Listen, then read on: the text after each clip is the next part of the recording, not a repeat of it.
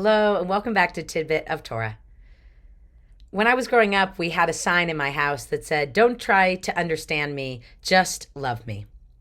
And on the one hand, this sign projected a beautiful message of unconditional love between parents, because after all, it was my parents who bought this sign when my sister and I were teenagers. Two children who they probably had a hard time understanding or relating to or even accepting as times, because 14 and 16-year-olds and 18-year-olds can be tough. Yeah, they sure can.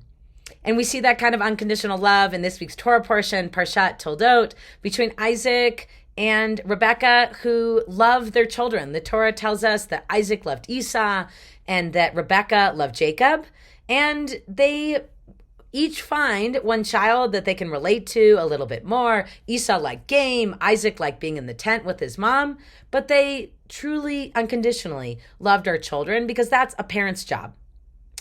And at the same time, I have to admit, I kind of hated that sign because I didn't want it to say, "Don't try to understand me, just love me." I wanted it to say, "Love me. And you may not understand me at first, but ask and inquire and give me the benefit of the doubt and get curious about my beliefs and understand that even though I'm a teenager, I really do believe strongly in what I believe. And I feel like I have some worthy opinions and ideas. And at the end of the day, after you've really asked and listened and been open, and you don't understand me, well, okay, then finally, yeah, of course I want you to love me.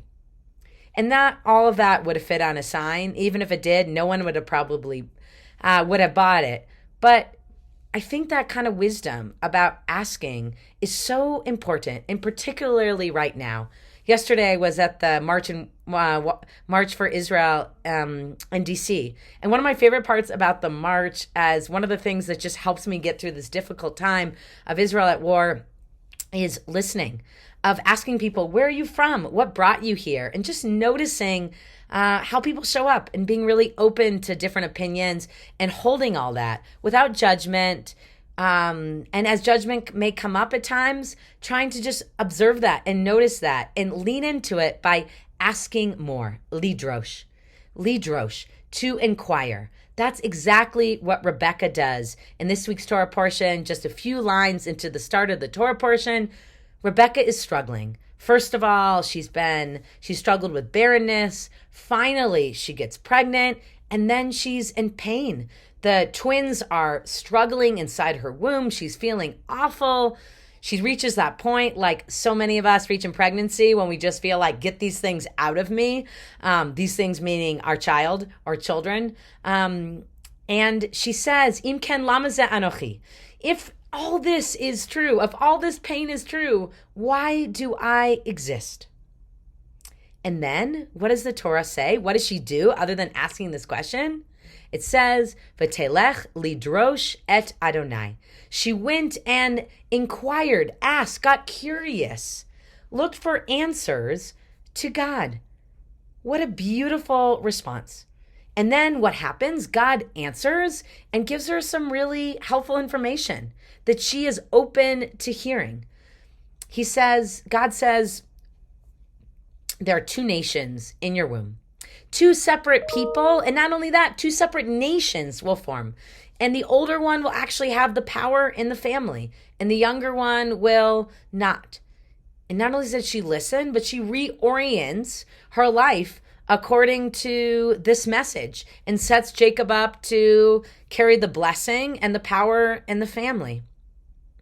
I think there's so much that we can learn from this moment. The rabbis don't totally know what to make of this word lidrosh. Was it that she prayed? Is it that she had a theological conversation? Is that she was investigating the nature of God? What is it that she did? But I think at this moment, we can relate to the need to ask questions of our children and of others. We don't always understand our children initially. We don't always understand why they make the choices they do, why they get into the relationships they have, why they value certain things, why they have opinions about Israel or other things that are different from ours or hard for us to understand. And we can approach that and say, I don't understand you, I just love you. Or we can take the route that Rebecca recommends for us. We can follow that path and ask and listen and be willing to be open and vulnerable and shift based on their perspective. I don't think it's a coincidence that the line that it says that Isaac and Rebekah loved their children comes after this inquiry.